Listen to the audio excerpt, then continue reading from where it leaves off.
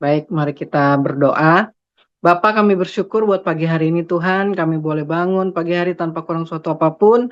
Kiranya kami dapat fokus mendengarkan sebagian dari Injil firman-Mu dan kami dapat memulai hari-hari kami bersama-sama dengan Engkau. Terima kasih ya Bapa, dalam nama Yesus Tuhan kami sudah berdoa. Amin. Shalom, selamat pagi. Bapak Ibu, tema kita pagi hari ini adalah Knowing the Voice of the True Shepherd, yang artinya mengenal suara gembala yang benar. Dalam Yohanes 10 ayat 4 sampai 5 yang berbunyi, jika semua dombanya telah dibawa keluar, ia berjalan di depan mereka dan domba-domba itu mengikuti dia. Karena mereka mengenal suaranya, tetapi seorang asing pasti tidak mereka ikuti. Malah mereka lari daripadanya karena suara orang-orang asing tidak mereka kenal. Bapak Ibu, dalam mengenal suara Tuhan itu harus membangun sebuah keintiman secara spiritual dengan Tuhan. Suaranya itu jarang banget audible gitu ya. Jarang banget ada di kuping kita terdengar. Melainkan sebuah hubungan di mana kita merasakan gitu ya, ada damai sejahtera ketika Tuhan menyatakan sesuatu, atau kita diperhadapkan dengan sesuatu, lalu kita bertanya, Tuhan apakah ini benar? Ada sebuah karena kedekatan kita sehingga kita lebih peka ya mendengar suara-suara Tuhan. Jadi kadangkala kita perlu mendengar suara Tuhan, kita dengan kepekaan kita, kedekatan kita, kita sendiri tahu gitu ya, persis karena berbasis dengan firman Tuhan itu sendiri. Dan semua orang punya akses yang sama untuk mendengarkan suara Tuhan. Jadi kita ini nggak perlu cari-cari yang namanya pendeta gitu ya, nggak perlu cari-cari orang yang lebih sakti, nggak perlu cari-cari orang yang lebih hebat gitu ya untuk tanya apakah benar gitu. Jadi ada orang-orang yang sangat percaya dengan hal itu sehingga ada eh, hamba-hamba Tuhan yang mendapatkan pernyataan dari Tuhan, lalu kita dikit-dikit tanya sama hamba Tuhan itu, apakah benar ya seperti ini? Apakah Tuhan menghendaki ya? Apakah jawaban Tuhan seperti ini? Jadi harus mencari hamba-hamba Tuhan tersebut untuk mengkonfirmasi gitu ya. Sebenarnya nggak salah Bapak Ibu, nggak salah. Mungkin kita orang awam gitu ya, karena kita kurang kedekatan dengan Tuhan, sehingga kita bertanya dengan orang-orang yang dekat dengan Tuhan. Itu sebenarnya nggak masalah. Tetapi Bapak Ibu, tahukah dan sadarkah bahwa sebenarnya akses itu dapat kita miliki? Semuanya, semua orang. Ya, janji Tuhan itu ya dan amin buat semua orang yang selaras dengan firman Tuhan, yang melakukan. Jadi kalau kita masih bertanya sama orang yang ibaratnya lebih dekat dengan Tuhan, lalu kita mau sampai kapan bertanya kepada orang yang lebih dekat kepada Tuhan? Seharusnya kita juga dekat dengan Tuhan, sehingga kita tahu dan peka apa yang akan Tuhan sampaikan untuk kehidupan kita. Anak-anak kita sebagai anak-anak Tuhan itu harus tahu persis apa yang Tuhan inginkan dalam kehidupan kita. Mungkin tidak secara spesifik. Karena Bapak Ibu, Tuhan itu memberikan kita free will, ya, kebebasan. Jadi kalau Bapak Ibu mungkin ya banyak ya di luar sana, di sini nggak ada. Di sini rohani semua. Ya Bapak Ibu, ada yang hari-harinya bertanya, Tuhan pakai baju apa ya hari ini? Apakah warna putih atau warna hitam Tuhan? Dan hari-hari ini Bapak Ibu tahu kan, panas terik gitu ya. Terus kita pakai baju hitam, lalu kita kepanasan, panasnya tuh nembus gitu. Itu kan sebuah kesalahan dari diri sendiri ya, sebuah free will. Ngapain mau pakai baju aja pakai nanya Tuhan gitu loh. Jadi banyak ya orang di luar sana, nggak ada di sini. Itu hal-hal sepele, oh saya apa-apa tanya Tuhan, mau pakai baju apa tanya Tuhan. Sampai saya ketemu ada seseorang yang sangat rohani, dua orang waktu itu. Sangat rohani, hamba Tuhan dua-duanya. Dan bukan saya menjelekkan mereka, tapi kenyataannya pahit Bapak Ibu. Sampai mereka pakai baju yang kembar, lalu ketemu gitu ya. Ketemu, kok baju kita sama ya? Ya ampun, tahu nggak? Saya tuh hari ini berdoa sama Tuhan. Tuhan, apa sih yang saya harus pakai, baju apa? Ternyata Tuhan gerakan saya pakai baju ini dan ternyata sama persis sama ibu. Jadi kembar ya. Padahal sebenarnya mungkin malu ya Bapak Ibu karena bajunya sama gitu ya. Jadi alasan gitu ya nanya dengan Tuhan. Bapak Ibu hati-hati gitu ya. Jangan sampai terjadi. Ya, ini kenyataan. Saya nggak mengarang-arang, tapi kenyataan bahwa seringkali kita jadi lebih mistis gitu ya. Kelihatan lebih mistis supaya kedengarnya kita dekat dengan Tuhan. Sampai baju aja harus ditanya gitu ya. Sampai kita mau pakai sepatu warna apa, kita mau pasang spray warna apa. Ini contoh yang saya hadapi hari-hari ini. Sampai saya bingung gitu ya, apa dikit-dikit nanya sama saya. Dikit-dikit nanya sama saya. Waduh, kok sampai ibaratnya jeroan-jeroannya aja nanya ke saya gitu. Ini kayaknya udah nggak beres gitu ya. Awal-awalnya memang saya mengerti orang-orang yang saya layani ini memang belum paham benar gitu ya tentang ketuhanan dan memang belum belum dekat gitu dengan Tuhan. Jadi kalau nanya apa-apa dikit-dikit nanya sama saya, dikit-dikit nanya apa namanya ya itu tadi baju lah, apakah yang pantas lah, apa namanya Tuhan bicara apa tentang saya lah, dikit-dikit nanya ke saya. Lama-lama saya pikir wah, ini udah nggak benar. Saya nggak meladeni itu ya Bapak Ibu. Saya nggak apa namanya nggak nggak ngeladenin lah gitu. Lama-lama ini udah nggak bener nih. Udah kesannya mistis banget gitu. Lalu tiba-tiba ada hamba Tuhan yang lain yang selalu memberikan jawaban. Lalu akhirnya mereka pergi ke hamba Tuhan tersebut. Ah, saya mau tanya sama hamba Tuhan itu. Dia kemarin dia ngomong sama sama saya, persis banget loh. Persis banget abis dia ngomong itu kejadian. Abis dia ngomong itu kejadian. Jadi saya mau tanya sama dia aja karena saya nggak ngeladenin Bapak Ibu. Jadi Bapak Ibu jangan sampai ini terjadi sama kita. Ya, kita cari-cari hamba Tuhan supaya kita bisa dengar pernyataan Tuhan dalam kehidupan kita. Dalam Yeremia 22 ayat 21 yang berbunyi, aku telah berbicara kepadamu selagi engkau sentosa.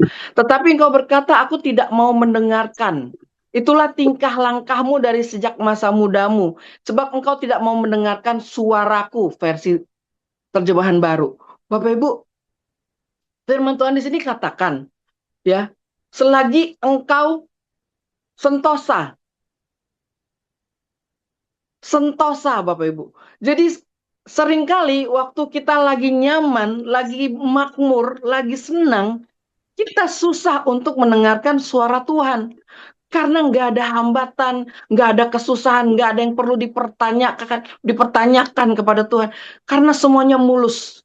Ya, di sini dikatakan Tuhan berbicara selagi engkau sentosa, kata Nabi Yeremia. Tapi nggak didengerin dari sejak masa muda, kata Nabi Yeremia. Jadi di sini dikatakan dalam bahasa Inggrisnya, I spoke to you when everything was going your way. Was going your way. Everything was going your way. Artinya Bapak Ibu, segala sesuatunya yang kau inginkan itu terjadi. Jadi nggak mau, I'm not interested katanya. Aku nggak mau mendengarkan, aku nggak tertarik gitu.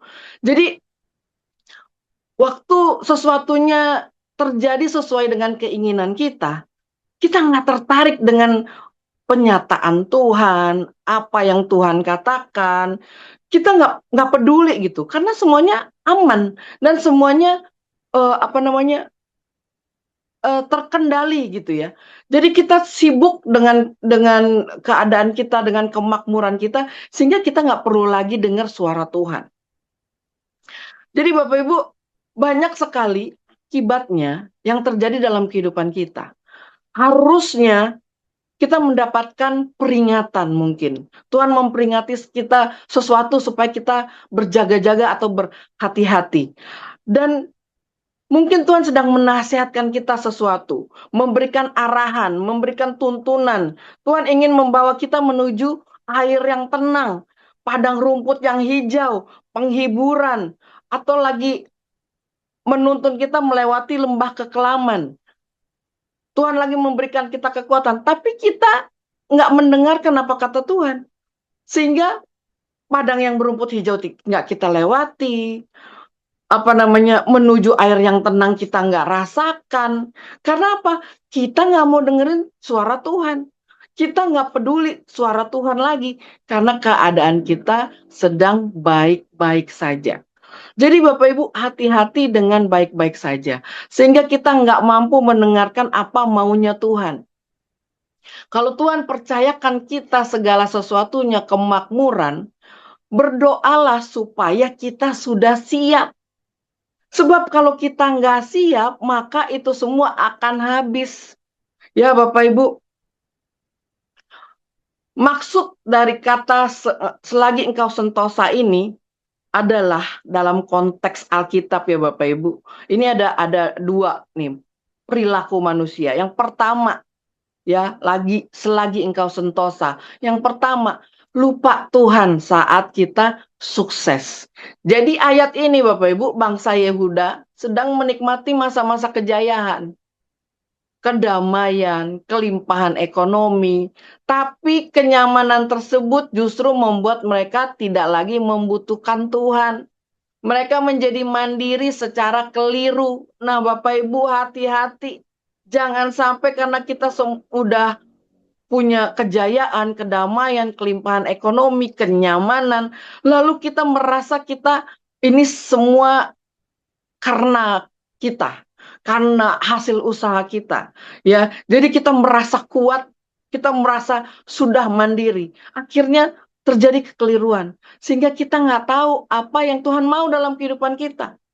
Mungkin Tuhan sedang titipkan, ya, ekonomi yang berlimpah ini kepada kita untuk apa? Memberkati banyak orang. Tapi kita jadinya sombong. Waktu kita bisa memberkati banyak orang, kita merasa kayak, oh, lihat saya, ya, saya hebat, saya bisa menolong kamu, saya bisa memberkati kamu, oh pandang saya, hormati saya, ya. Jadi kita merasa kuat karena kita punya kekuatan itu sendiri. Ya Bapak Ibu, hati-hati dengan perilaku manusia yang seperti ini. Lupa Tuhan saat sukses, dan kita sudah lewati, mungkin kita semua sudah merasakan ya Bapak Ibu. Saya pernah satu kali, karena saya sangat suka bekerja, saya kerja workaholic, ya. Lalu saya mengalami kesuksesan. Dalam kesuksesan saya mulai berpikir, ternyata ya, untuk sukses itu gampang. Selagi kita mau berusaha, selagi kita mau bekerja keras, kita pasti bisa sukses. Sebenarnya kalau dipikir-pikir, ini pikiran saya ya Bapak Ibu, sebenarnya kita tuh nggak perlu Tuhan. Yang penting kita mau kerja aja, mau workaholic aja, pasti berhasil. Nggak mungkin nggak. Waktu itu saya pernah berpikir seperti itu, Bapak Ibu. Dalam waktu sekejap, boom, kelar. Kelar ya Bapak Ibu, secara terhormat. Nggak pakai babi bu. Ya, kelarnya aneh caranya. Tertipulah, hilanglah, saya kasih orang lah, udah pokoknya aneh caranya, sampai benar-benar hilang, beres total. Dan Bapak Ibu, karena apa? Karena sombong. Waktu sekali sombong langsung beng, kelar. Coba saya nggak sombong Bapak Ibu. Coba saya tanya Tuhan, kalau Tuhan percayakan ini, apa yang harus saya lakukan Tuhan? Kalau saya selaras dengan firman Tuhan, pasti saya tahu menggunakan apa yang Tuhan percayakan dalam hidup saya. Tapi masalahnya waktu itu saya nggak tahu. Malah jadi sombong. Malah saya mengandalkan kekuatan saya sendiri. Saya pikir, oh ternyata ya, kita nggak perlu Tuhan sebenarnya untuk menjadi kaya gitu loh. Kita butuh kerja keras aja. Ternyata langsung dalam sekejap Bapak Ibu, kelar. Ya, itu pelajaran dalam kehidupan saya. Di situ saya baru paham betul. Ternyata ini semua pemberian Tuhan. Ternyata ini semua berkat Tuhan. Tanpa Tuhan kita selesai. Langsung saya dapat pembelajaran. Kenapa saya sempat berpikir seperti itu? Ternyata kita nggak perlu Tuhan. Yang penting mau bekerja keras aja. Sangat mengerikan punya pemikiran seperti itu ya Bapak Ibu. Yang kedua, menutup telinga saat kita nyaman. Bapak Ibu, waktu hidup berjalan lancar, Kita nih manusia cenderung sulit ditegur sama orang, apalagi orang itu tidak sukses seperti kita misalnya, ada di bawah kita ya, terus kita ditegur, "Oh jangan begitu Pak, jangan begitu Bu, harusnya sih seperti ini." Kita langsung, "Ih kamu siapa? Hah? Kamu kerja aja enggak, kamu sukses aja enggak, mau negor saya, mau kasih nasihat saya.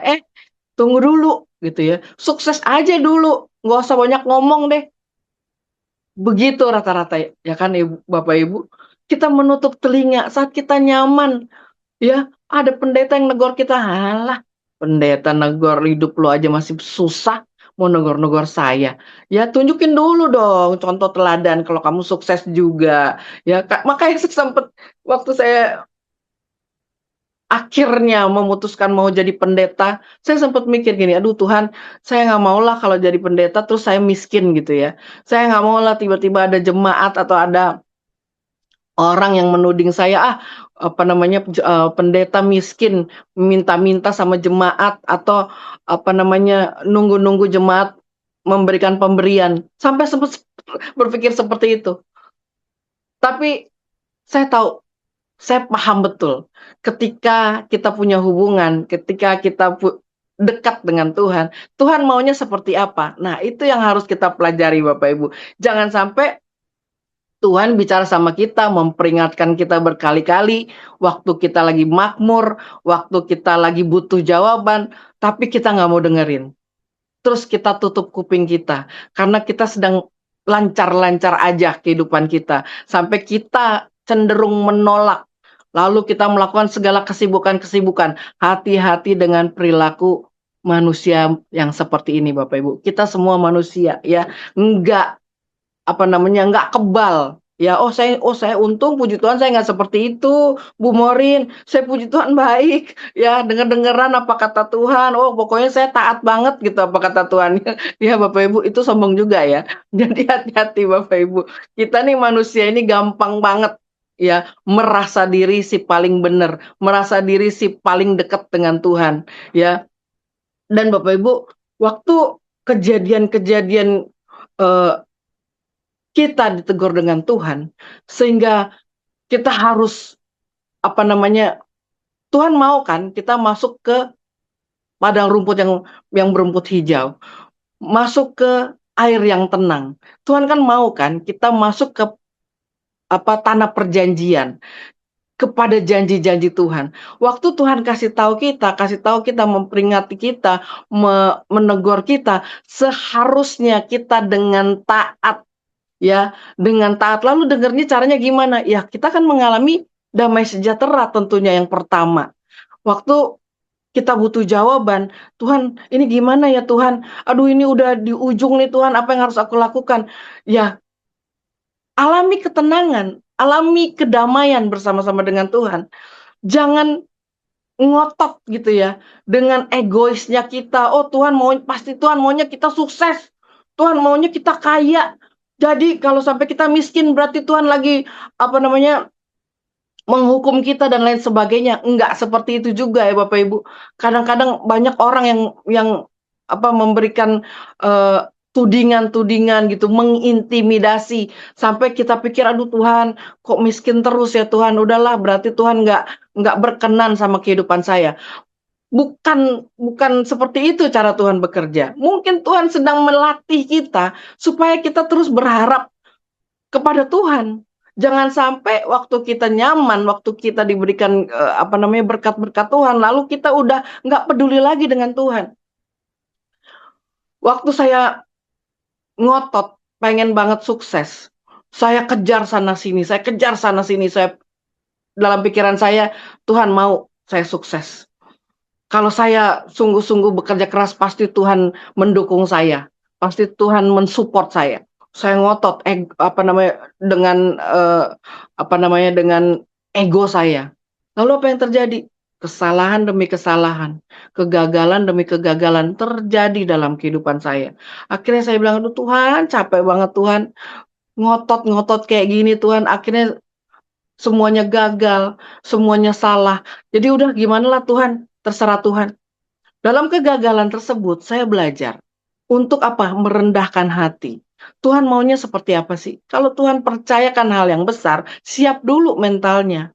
Ya, dengerin kata Tuhan. Ya, harus peka apa kata Tuhan. Kalau nggak peka, aduh susah nggak untuk mengerti apa kata Tuhan. Sebenarnya nggak susah. Kalau kita baca firman Tuhan, kita selaras dengan firman Tuhan, nyambung nggak apa kata Tuhan gitu. Jangan nyambung apa kata pikiran kita, ngotot ngotot ngotot, akhirnya kena kejiwaan, ya, kena mental illness, ya, saking pengen kayaknya. Itu terjadi dalam kehidupan saya. Dan Bapak Ibu, waktu saya udah nggak ngotot lagi, waktu saya udah, udahlah, kalau memang Tuhan belum percayakan bisnis atau pekerjaan-pekerjaan yang bisa sukses saya lakukan, ya sudah. Saya udah nggak ngoyo lagi, terserah Tuhan. Saya nggak ngotot, apa kata Tuhan saya lakukan. Dan Bapak Ibu, bisnis berdatangan dengan sendirinya. Waktu saya nggak ngotot. Dan waktu bisnis-bisnis itu datang, itu berjalan dengan sendirinya tanpa saya harus berlelah sampai saya harus capek gitu ya, harus ngotot workaholic dan lain sebagainya. Enggak. Akhirnya bisa berjalan. Saya punya beberapa bisnis jalan sendiri, Bapak Ibu, baru mulai ya Bapak Ibu, tapi udah bisa jalan sendiri tanpa saya ngotot. Dan baru tadi malam saya diajak meeting sama seseorang. Diajak meeting bisnis yang luar biasa, menurut saya besar. Dan saya biasa aja dengernya, nggak yang sampai, wah, tim tim kami seneng banget gitu. Wah, ini jawaban Tuhan. Waduh, ini Tuhan, ini. Wah, sangat bahagia gitu ya. Tapi saya biasa aja. Lalu saya bilang, saya nggak ikut deh di dalam ini. Biarkan saya jadi pendoa buat kalian.